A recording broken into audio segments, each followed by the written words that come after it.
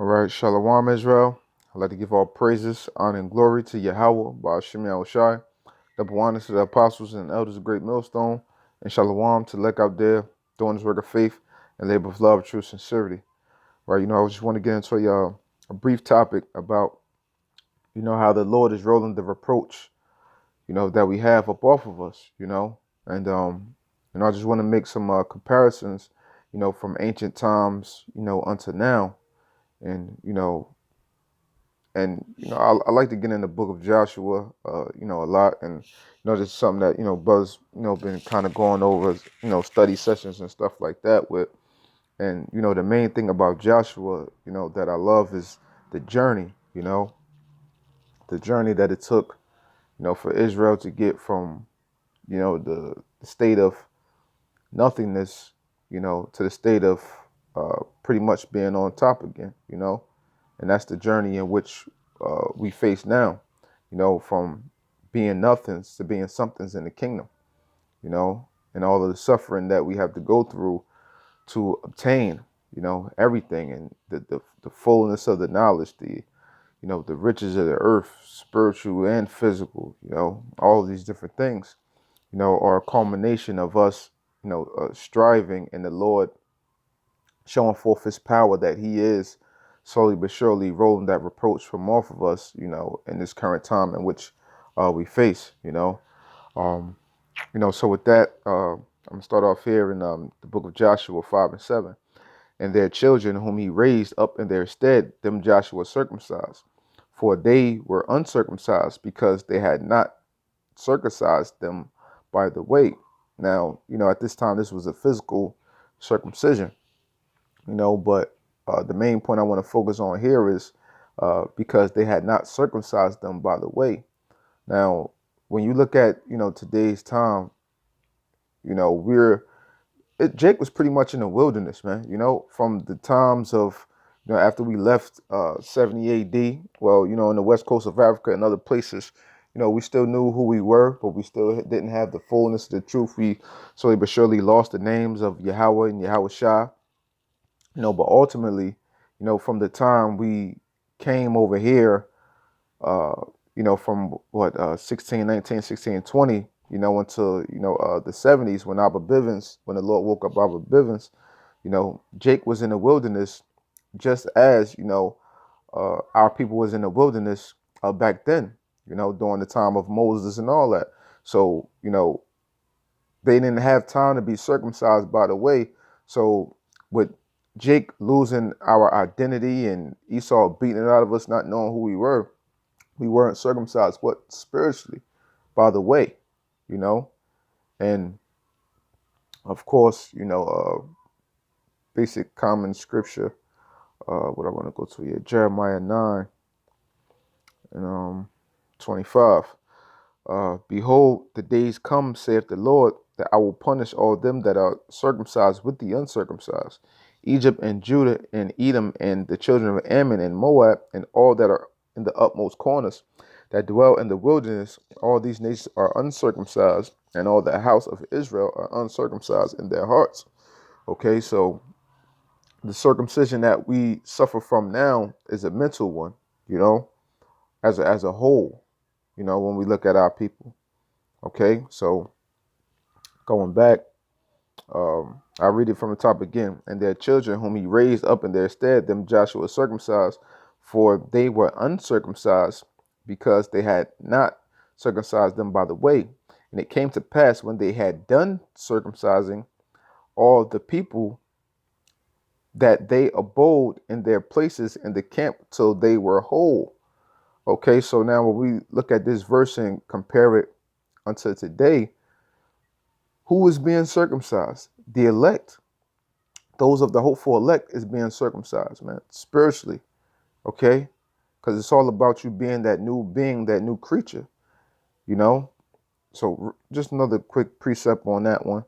The book of Galatians 6 and 15. For in Yahweh Shah, neither circumcision availeth anything, no uncircumcision, but a new creature, because that's what it's all about, peeling back the foreskin of your mind, so to speak.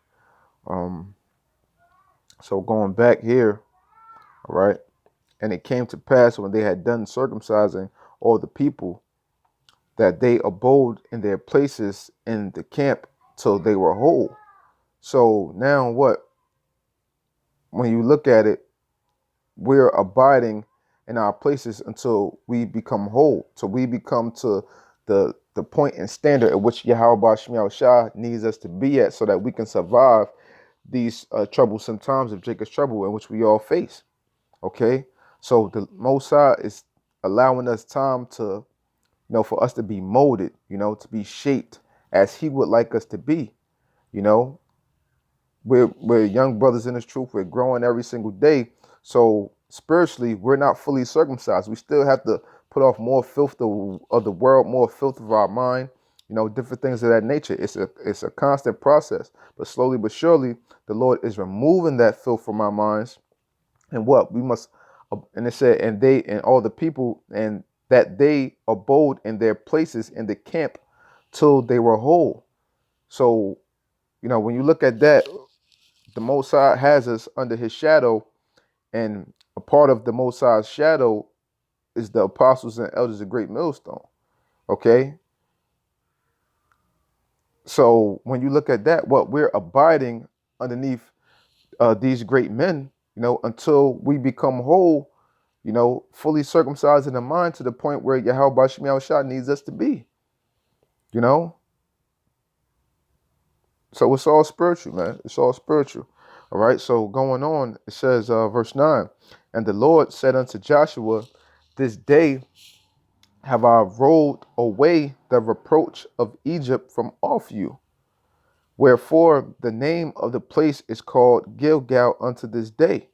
Okay. And when I looked up, the word Gilgal pretty much means like to roll away, or what I mean? I take it pretty much that it means rolling, brothers could correct me if I'm wrong on that, but what?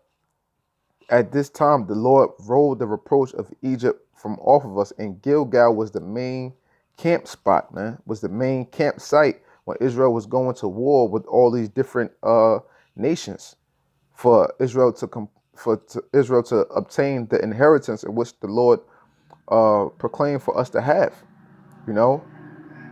So the Lord rolled away all that reproach, the slavery, the hardcore bondage that we had in old Egypt, by bringing us through the wilderness. That was part of our reproach.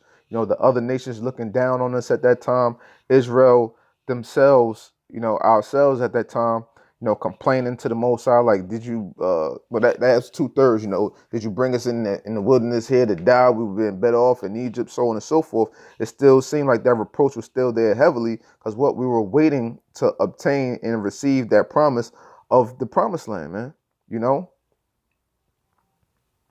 So, but through Israel coming, to the east side of the Jordan River, and slaughtering off those Amorite kings, King Sihon and Og, and then crossing the Jordan, the Lord was slowly rolling away that reproach and bringing Israel into a form of power, because the other nations, well, still in the book of Joshua, the other nations was recognizing that.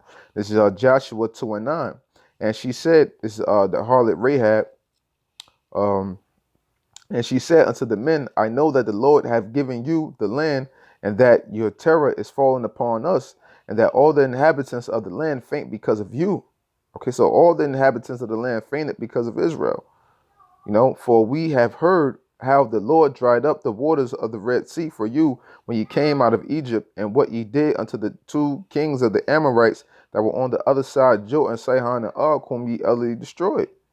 Okay, so these are prime examples of how the nations were looking at us at this time. Because ultimately, you got to look at it, all nations saw, Israel when we were, underneath the hand of the Egyptians. Oh, yeah, they just slaves. They'll never get out of the situation, so on and so forth.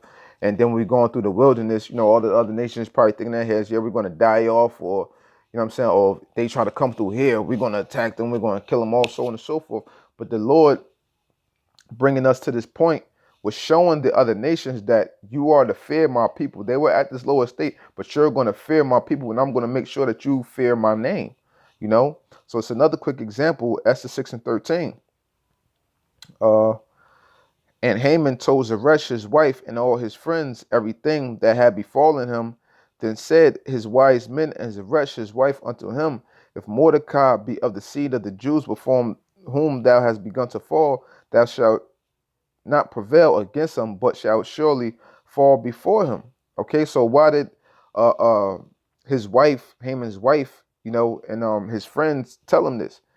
Because of the prime example of what I brought up to in Joshua the second chapter. Because all the other nations feared Yahweh Bashim Yahushua and the ancient world, man. They knew that if we were in our right standards, the depths and the length that Yahweh Bashim Yahushua was willing to go for us, to put us up top, man. But when we're in the moments when we were down, the other nations knew that they could take advantage, to a degree. But when we prayed unto the Lord, you know, the other nations, they knew what time it was, man. They knew what time it was. Because Egypt was the most miraculous thing that any of these nations have ever seen, man. You know? And in modern day Egypt is going to be even greater than old Egypt. Okay? So the Lord is slowly, just as the Lord was rolling off that reproach back then, the Lord is doing the same thing as now. We all know the things that were written aforetime before our learning, man.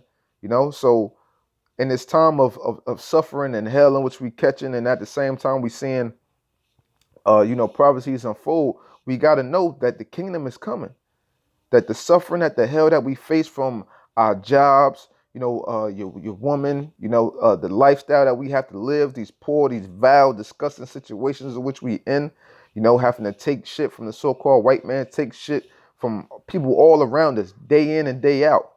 We got to know that this reproach is slowly coming up off of us, man. We have a great inheritance to look forward to if we continue to stay diligent on this work, and Lord willing, we be of that hopeful elect, And because real quick, just to show you like how the other nations, nah, Slack, I didn't want to get that. What am I thinking of? Yeah, because matter of fact, Ecclesiastes, yeah, Slakia. Because as follow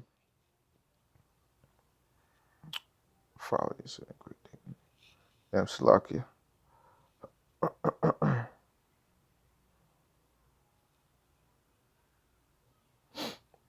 Yeah, Ecclesiastes 10 and 6.